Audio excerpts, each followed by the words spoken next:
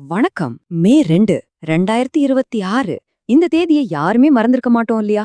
கற்பனை செஞ்சு பாருங்க. அன்னிக்கு காலையில 17,000 ஊழியர்களும் லட்சக்கணக்கான பயணிகளும் வழக்கம் போல தங்கள் நாளை தொடங்குறாங்க. ஆனா ஸ்பிரிட் ஏர்லைன்ஸ் அப்படிங்கிற ஒரு பிரம்மாண்டமான நிறுவனம் ஒரே இரவுல அப்படியே காணாம போயிருந்தது.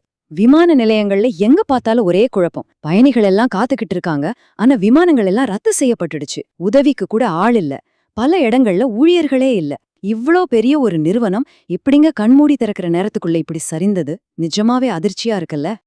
இப்போ நம்ம மனசுல எழக்கூடிய ஒரு முக்கியமான கேள்வி என்னன்னா, இந்த ஸ்பிரிட் ஏர்லைன்ஸோட திடீர் வீழ்ச்சி அந்த ஒரு நிறுவனத்தோட சோகம் மட்டும்தானா, அல்லது ஒட்டுமொத்த விமான போக்குவரத்து துறையும் சந்திக்க போற ஒரு மிகப்பெரிய உலகளாவிய சரிவுக்கான ஆரம்பமா?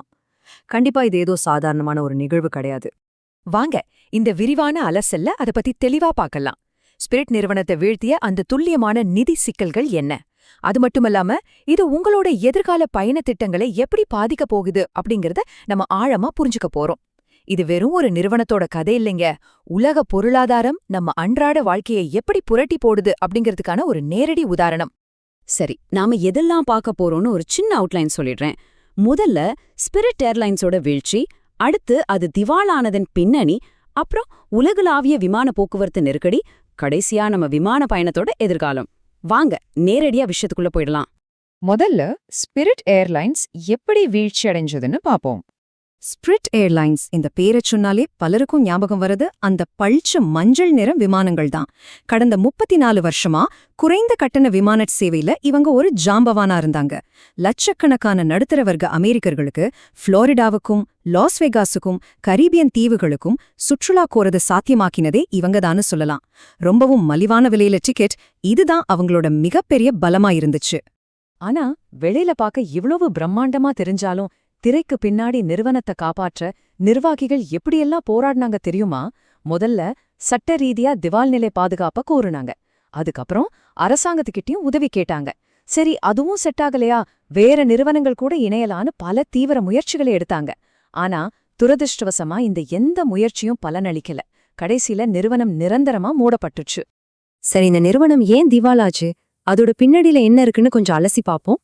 எந்த ஒரு விமான நிறுவனத்துக்கும் எரிபொருள் தான் உயிர்நாடி இல்லையா?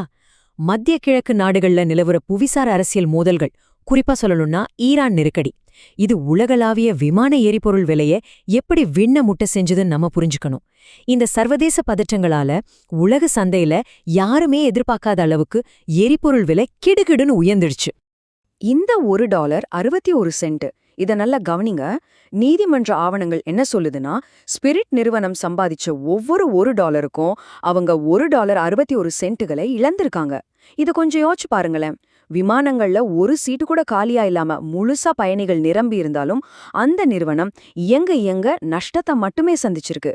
இப்படி ஒரு மாபெரும் சுமையை எந்த நிறுவனத்தால தான் நீண்ட காலத்துக்கு தாங்கிக்க முடியும் சொல்லுங்க? கடைசியில கடன் கொடுத்தவங்க ஆதரவை திரும்ப பெற்ற உடனே ஸ்பிரிட் நிறுவனம் முழுசா முடங்கிடுச்சு.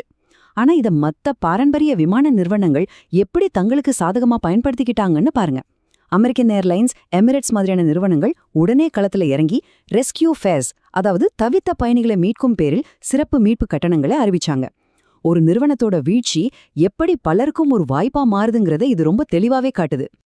இப்ப நாம இந்த விஷயத்த இன்னும் கொஞ்சம் பரந்த அளவுல, அதாவது உலகளாவிய விமான போக்குவரத்து நெருக்கடிங்கிற பார்வையிலிருந்து பாப்போம். 2026ஆம் ஆண்டு முழுவதும் எரிபொருள் விலை தொடர்ந்து அதிகரித்தால் நிதி ரீதியாக பலவீனமான விமான நிறுவனங்கள் தப்பிப் பிழைப்பது கடினம். இத பாருங்க, இது ஏதோ ஒரு சாதாரண நிறுவனம் சொன்ன வார்த்தைகள் இல்ல.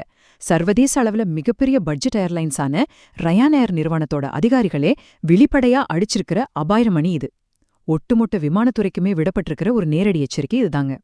இங்க கவனிக்க வேண்டிய இன்னொரு முக்கியமான விஷயம் என்னன்னா, ஸ்பிரிட் நிறுவனம் மட்டும் வீழ்ச்சி அடையல. ஐஸ்லாந்தோட பிளே ஏர்லைன்ஸ், ஸ்வீடனோட பிராத்தன்ஸ் ஏவியேஷன், அப்புறம் ஆல்ஃபேவியா, மேக்னி சாட்டர்ஸ்னு பல சர்வதேச நிறுவனங்கள் ஏற்கனவே தங்கள் சேவைகளை நிறுத்தியாச்சு, இல்லனா திவால் நிலையை அறிவிச்சாச்சு. உலக அளவுல விமானங்கள் எப்படி அடுத்தடுத்து வீழ்ச்சி அடைகிறது அப்படிங்கறது இது ரொம்ப தெளிவா உணர்த்துது. ஆமாங்க, இது ஒரு பரவலான உலகளாவிய நெருக்கடி. இந்த பிரச்சனைகள் எல்லாம் ஒரே நாள்ல வந்துடல. முதல்ல சில வருஷங்களுக்கு முன்னாடி வந்த பெருந்தொற்று மக்களோட பயணத் தேவையே மாத்திடுச்சு. அப்புறம் சில மாசங்களுக்கு முன்னாடி புதிய விமானங்கள் வரதுல தாமதம், அதோட பைலட் பற்றாக்குறை வேற.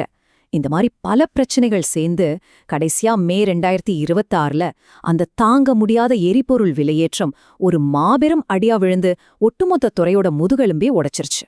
சரி, பாரம்பரிய விமான நிறுவனங்களை விட இந்த குறைந்த கட்டண விமான நிறுவனங்கள் மட்டும் ஏன் இந்த எரிபொருள் விலை உயர்வால இவ்ளோ சீக்கிரம் பாதிக்கப்படுறாங்க? ஏன்னா அவங்களோட பிசினஸ் மாடல்லே டிக்கெட் விலைய மிக குறைவா வச்சிருக்கிறத நம்பிதான் இருக்கு. லாப வரம்பு ரொம்ப ரொம்ப குறைவு.